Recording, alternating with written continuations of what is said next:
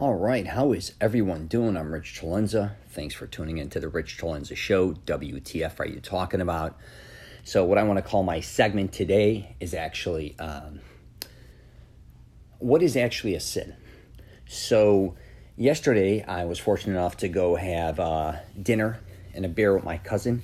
I'm actually in Tampa, Florida, with my girlfriend, and we went to Portillo's, which is one of our favorite restaurants in North America, or I should say the United States. They don't have any in Canada. And my cousin's from Chicago, and I'm obviously from Chicago. So when I come to Tampa, I try to reach out and see him, which is wonderful because he came out to see me, and I may see him tonight as well. So a lot of times when I come here for work, or my girlfriend comes here for work, we try to connect. And he's kind of slightly religious, and he likes to talk about religion and many different things. And he has two other brothers that I really grew up with. He's the youngest sibling.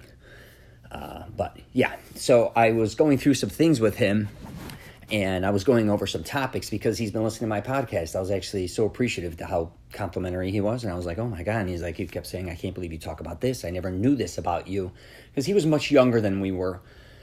And he was born in California. My uncle went to California. He was born there, and then he came back to Chicago. And even though I've been around my cousin Nick, he's, I don't know if he's maybe 8 to 10 years younger than his other brothers. And his oldest brother is my cousin who I've probably been around the most in my life. We both were literally raised together practically. My mother and his mother, that's my aunt, and that's my mother's aunt. But my mother's very close in her age. She even had her as her maid of honor when she got married again, my mother. So I'm very close with that family. But I was going through some things with my cousin, and one of the things I brought up was the sin.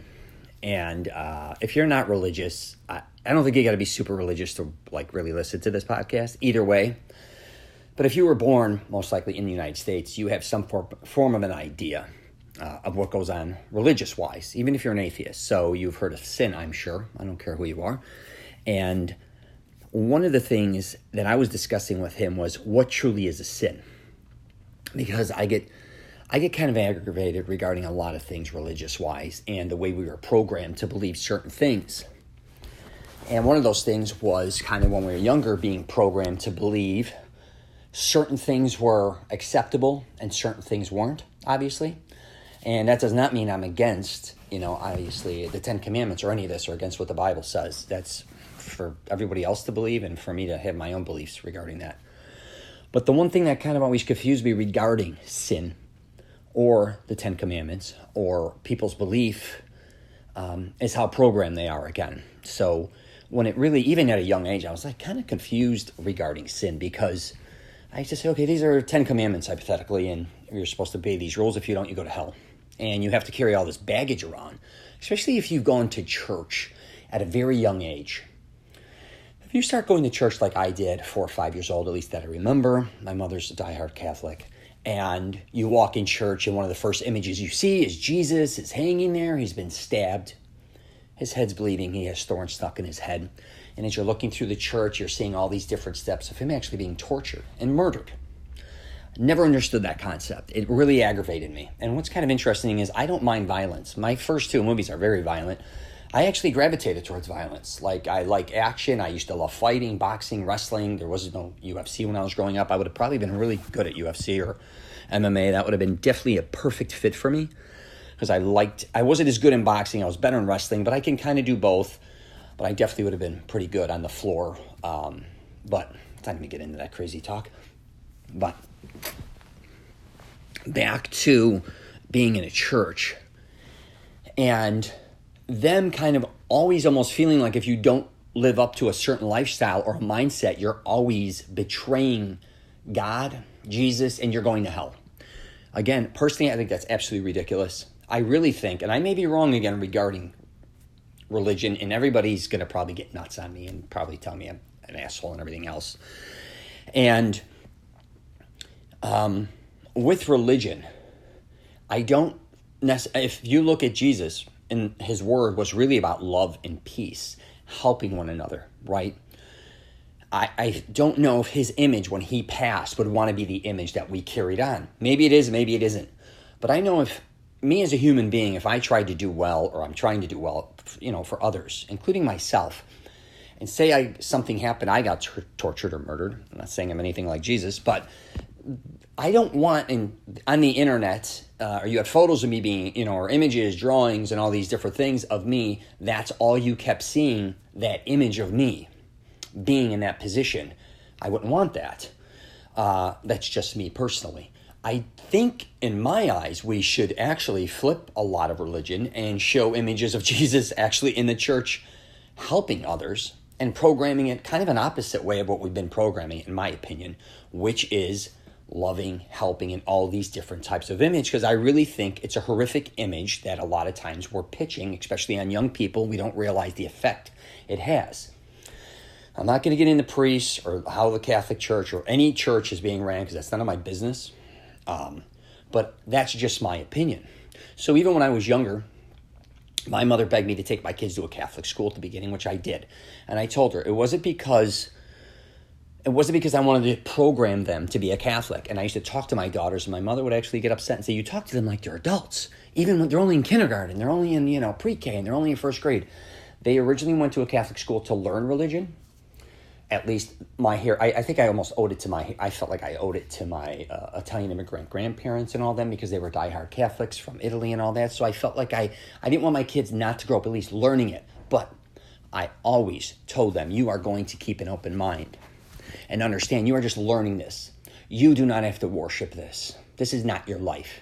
Do not feel guilty about a lot of things they're teaching. They're just teaching you this. This is an option.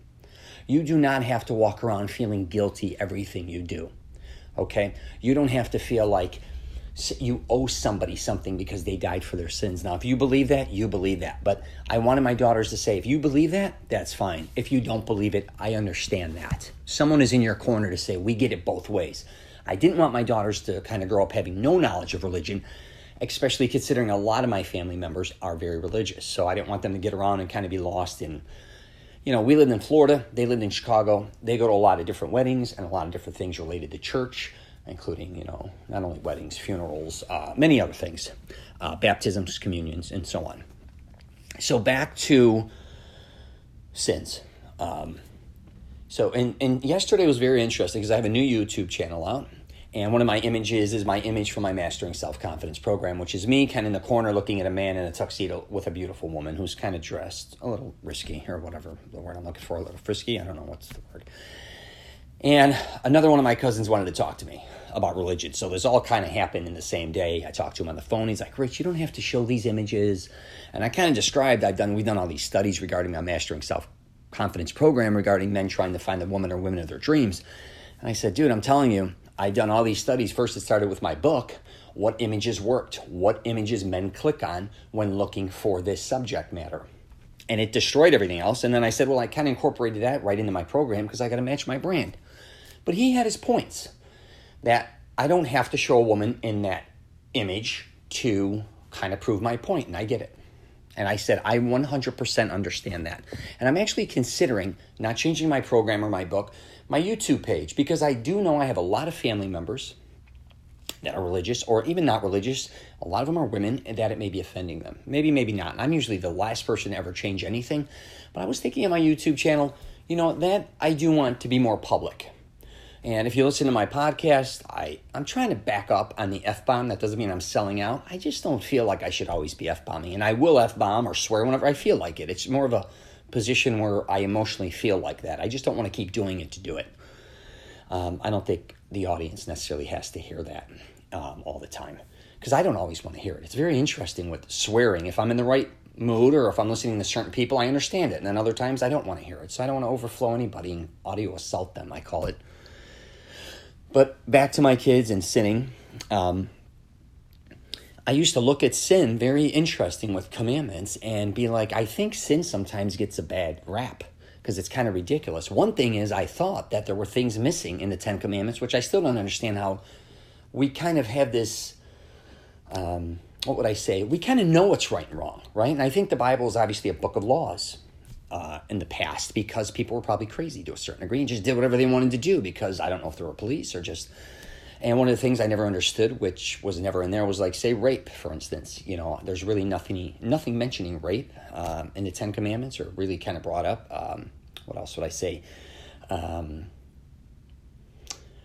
I would say, I don't even know if they get into prostitution, which, whatever. They don't get into molestation.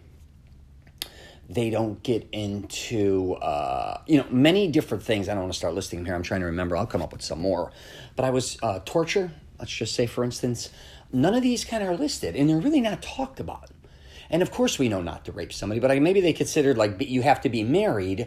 If you're not married and you do something with someone, of course that's a sin, according, which I found quite ridiculous. And maybe that fell under that category, but I don't believe it.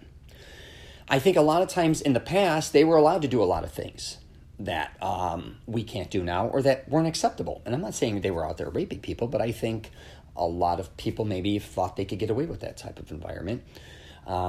Maybe not. I don't know. But my point being is, back to sinning, there are certain things in there I think that are ridiculous. Like lying. I'm not saying I don't like lying. I'm not saying I like lying, but if you're going to not have somebody getting molested and you're more worried about a lie, again, it depends on where the lie leads to. If you lie to somebody and say, hey, if you go down here, you'll be fine, and they fall off a cliff and die, that's ridiculous, right?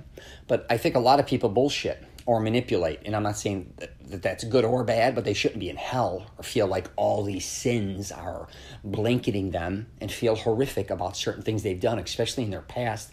Most people have sinned. And especially like you have to be married to have children, or you have to be married to have sex. And if you were caught up in that, good for you. It may work for you, but I had a discussion years ago with my daughters when they were younger, and they just didn't seem to be in the boys. And I was kind of confused on it because at their age, I was kind of like into girls. And I finally said, hey, either you guys are like magicians, and because neither one of them really likes social media, so I can't stalk them there, and neither would I. I'm just kidding. But I was kind of always open with my girls and said, hey, what's going on with boys? You know what I mean? And they're like, oh, guys, boys, blah, blah, blah, blah, blah. And I said, oh, it just didn't seem like they had any interest at all. Then I said, well, are we into girls? I just threw it out there. And they were like, oh, my God, you're disgusting. What father even... I said, I'm just trying to get a feel for what's going on here. And you're like, no, we're not into girls. We only like guys, but we're not into guys right now. I said, oh, okay.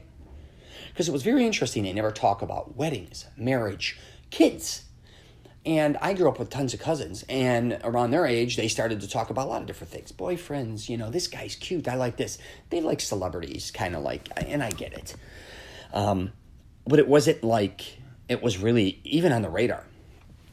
Finding a boyfriend or any of this stuff. So I found that quite interesting. But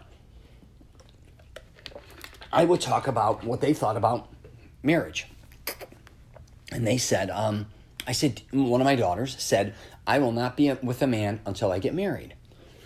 And I jokingly said, be with a man sexually or whatever till I get married. I'm not going to have kids or anything till I get married and all that. And I was kind of like, and my youngest daughter, who's very much like me, had a laughing fit. She goes, oh my God, wait, I can't wait to hear this. And I literally said, I think both of you should obviously be with a man before you get married. I also think you should live with a man before you get married, because I truly don't think you know who you're with till you live with them. I really don't. Now, I didn't live with my first wife before, but I was with her 8.5 years. She had apartments. I would stay there for long periods of time. We even lived kind of in Chicago together to a certain degree. I would stay there so much, but I didn't necessarily live with her, but I really knew her. And if you're going to wait 8-10 years, maybe that's different, but a lot of people get married within 2 to 3 years. And if you don't, I really think you should live with someone before you get married, and to carry a blanket of sin around thinking, oh my God, my parents, I shouldn't be living together. And even if you have a child out of wedlock, you're just, boyfriend, girlfriend, then you immediately have to get married to save face. All this type of shit I think is ridiculous, in my opinion. I think, and I teach this in my program, a Mastering Self-Confidence program is, and that's actually a program to help you men find the woman or women of their dreams, even if they've been through a bad breakup or divorce. A lot of times when you're younger, you're just extremely naive, and you're programmed a certain way to believe all these things that you're doing may be wrong, you're going to go to hell, or it's a sin, or it's embarrassing. As you get older, you finally realize a lot of this is just nonsense. And again, if you believe it from a religious standpoint, I get it, but you're going to make a lot of mistakes in your life. Tons of people do all the time. Life is truly almost about making mistakes. Because if you did everything perfectly, I can assure you, you'd probably be a billionaire, or at least a multimillionaire. You'd have a perfect relationship with whoever you're with. That's impossible, actually, if you think about it, because you would think you'd end up having a perfect relationship with somebody if you did everything right. That's incorrect, because the person you're with is constantly making mistakes as well. So you can't control what other people are doing. Then when you start having children, now this is a bigger mess. Not a mess in a bad way. It's just now you have different components coming in. You never know what you're going to get from minute to minute in life or day to day. So you really have to think about that. From even a sinning standpoint, people are going to sin around you, okay? You can't stop that from happening. You can't even really stop yourself sometimes from sinning, I believe, to a certain degree, because I think I can only speak from being a man. If when you're younger and you want to have sex, hypothetically, you're not going to wait always to get married to do that. Most men are not going to. That because you want sex doesn't mean you have to find somebody to marry them to just have sex. Plus, I think that's a horrific idea, because just because you want to have sex with somebody or it's time to have sex doesn't mean that's the right person for you. I'm not going to get into a whole preaching type thing regarding this. But back to sinning. If you accept your sins, and again, it's how you're programmed. You have to be happy with who you are. And I think a lot of people that do sin, and I'm not talking I'm talking lower level sins here. Of course, I'm not telling people, or I don't want anyone to ever murder anybody, lie, cheat on their spouse. That's not. We all know that's horrific. You're not supposed to do that. We get the game. We know the rules. But a lot of things I think we also have to figure out we may be doing, and we bog ourselves down with all this negativity, thinking we're not worthy, or we're going to hell, or all these. I don't want to say it kind of depresses us, because I think a lot of our programming when we're younger with religion, or a lot of beliefs our parents threw on us, wanted us to be better. I think our parents wanted us, at least the ones I was around, wanted you to be better than them. But a lot of times you got to realize even your parents, grandparents, they sinned, right? They did a lot of things that they may have regretted. And that's what life's about. That's where you learn what's good, bad, I shouldn't have done this. Again, a lot of people I know that are the most religious actually, I would say, are very complicated because they're very judgy. But at the same time, I think a lot of people that are involved with religion want to help others, but they almost get in a position where they feel like they're telling you that what they believe and what they're doing is correct and what you're doing is wrong, which I think sets a lot of people off. I have nothing against people that are religious. I love people that love religion, and then I love people that are atheists. I don't get caught up either way, because I'm open-minded enough to say, hey, I understand your point of view, and I understand your point of view. Right? And it's good to have a discussion, just like I was saying earlier, what my cousin saying, on your YouTube channel, this is a little this and that. And he was right. And I was open-minded enough to have that discussion on the phone with him. And then when I saw my other cousin and then we started talking about sin, it kind of was like a full circle thing. And both of them, obviously believe in God, and they have their own religious outlooks. They're not always what I'm thinking. And I even had to go back and forth back to the cousin on the phone and say, listen, because after everything was said and done, I told him I'm very comfortable with who I am as a personality and as far as a brand, because that's kind of what I'm teaching. That lifestyle, a woman may be dressed like that or the guy dressing like that. I'm very comfortable with that. That's kind of the environment I was raised in. And I don't feel like God's looking at me saying, God didn't expect a woman to look like this. Again, I think that's ridiculous. That's your perspective. But I get your point. And he's even like, a lot of women may be turned off by that. Most women don't like that. I'm like, well, maybe the women you're around are turned off by that. But there's a lot of other women that kind of like to dress like that or like that image as well. So if I'm around a lot of people in the fashion industry, hypothetically, or the movie entertainment industry, and I'm not even sticking up for them, or people that like that aren't obsessed with covering up, they may be very comfortable and kind of like that style, right? And then you have a Christian that may, or whoever, religious-wise, as you know, there's different levels of how certain religions are covering up, right? Some are extreme and some aren't. So if you took everybody's opinion, you'll go crazy. But you got to figure out what works for you and take an honest approach at your guilt, because I think what happens with a lot of us is we carry, again, guilt.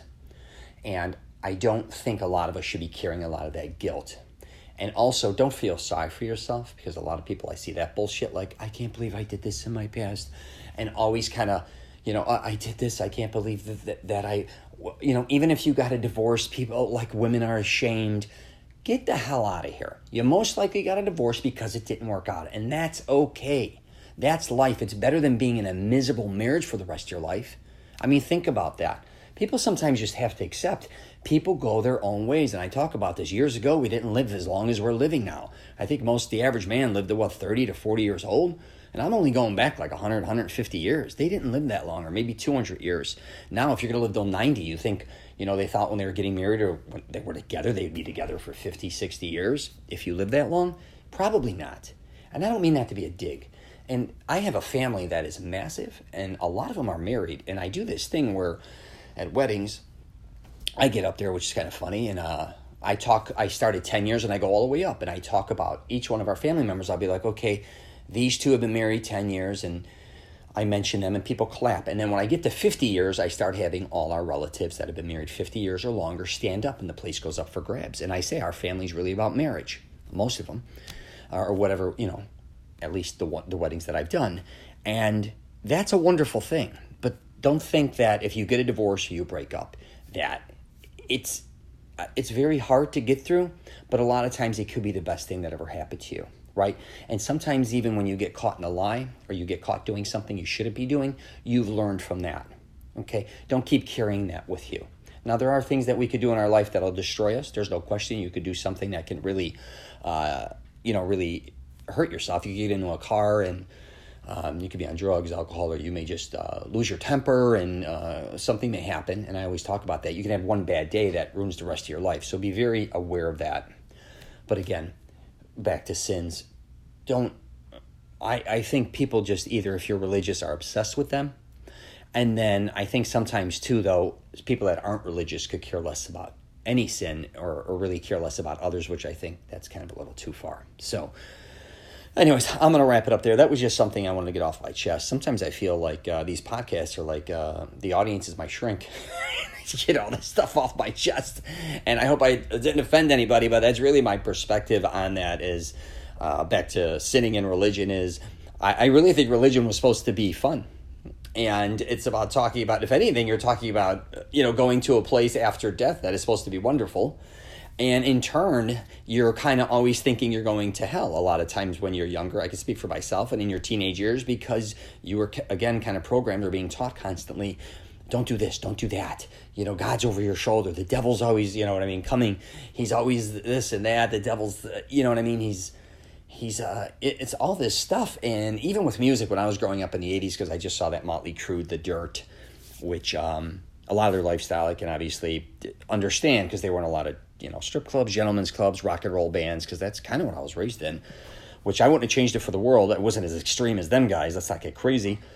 But with even music, I remember when Motley Crue came out, everybody, my mother especially, was like, it's devil music. I remember I went to somebody's house who's religious, and they had a picture of Motley Crue on their dartboard, and they were throwing darts at him because they were like the devil and Ozzy Osbourne and all this shit. But the truth was, it was just fun, and it was just to get attention. And as bad as you may think, if you look back now, Motley Crue put a lot of people to work. They made a lot of money, and they ended up making a lot of fun music that we all enjoyed. Was everything they did appropriate? No, but that's your choice to be appropriate or not. They lived their life, and whatever life they led to them creating things that I like. You know what I'm saying? Basically the music and the characters they really are. And I always liked Nikki Sixx for some reason. I always thought he was a really truthful guy, and I've listened to his shows and interviews and stuff, and it was really interesting because I really liked him for many years. And I'm not a musician by any means, but I looked at his Twitter account, and I think it said, I create stuff. And that's how I always looked at myself. I always want to create stuff. It could be, this is a podcast, I could be on YouTube. Next month, who knows what it is. Before this, it was a program. Before that, it was an app. Before that, it was books. Before that, it was screenplays. And I look back talking about sinning, and I'm really open about the things I've done, because I think when I was married too, because I dated my ex-wife for long periods of time. And then things were kind of hidden. I didn't want her to kind of know the lifestyle I was leading, not from a sinning point of view or cheating. It was just even in my father's industry, in the bar business, being in and out of bars, gentlemen's clubs, and even before that when she was off to college, and even before that. But, I was always kind of felt like I couldn't, me and my friends couldn't talk about something or hide who I truly was. And then after I got divorced, I kind of reverted back to who I truly was. And I think a lot of people are like, wait, no, you're not like this. You were like, when you were married, you were like this. Why are you like this now? I'm like, because I really wasn't always being truthful to myself and others. Because I always felt like even in marriage, there were all these rules back to sinning and kids that I had to follow all these different things. And before you know it, I'm a different person, and I'm kind of miserable being that person. And in turn, making other people, I think, miserable. So I needed my freedom back, which my ex-wife was, she knew that more than anybody. Because she's like, I think you're losing your identity. I was losing my identity. I kind of became a Mr. Mom. And I didn't mean to go into this tangent, but back to... just me and what I'm going through with these podcasts. It's quite interesting. I do feel like the audience is my shrink sometimes. And maybe I say too much, but I'd rather say more than not enough, because I just want people to honestly take a different, look at things differently than they've ever looked at them before. And I went through that with my cousin Nick when I had dinner. He's like, I never thought about the things you've said, and I never knew this was your life.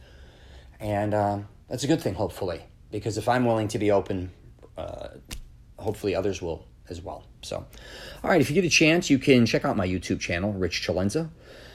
What else do I got out there? Obviously, I have this podcast. I have a Twitter, LinkedIn, Facebook, and Instagram account as well. And like I mentioned, I have a Mastering Self-Confidence program. It's mainly for men, but women can get it too. And it's really to help men kind of break out and try to, I'm not saying I'm going to help anybody reprogram their brain. That's what I'm not here to do. I'm just here to acknowledge their strengths and weaknesses, and I'm not here to change anybody. I just want to improve on the things people want to improve on regarding my program. So it's not about running out and meeting or pickup artist type program or any of that stuff. It's actually about building strong relationships with women and friendships, because I think the way to meet beautiful, intelligent women is through friendships, not from picking them up in bars or nightclubs or any of that. Not that that's bad, but that's really what the program's about. So it also has advice on fashion. What do I got? Hygiene, grooming, fitness, and that's also what I put up on my YouTube channel. So, all right, I'm going to wrap it up there. If you are traveling, safe travels, and I wish you nothing but the best.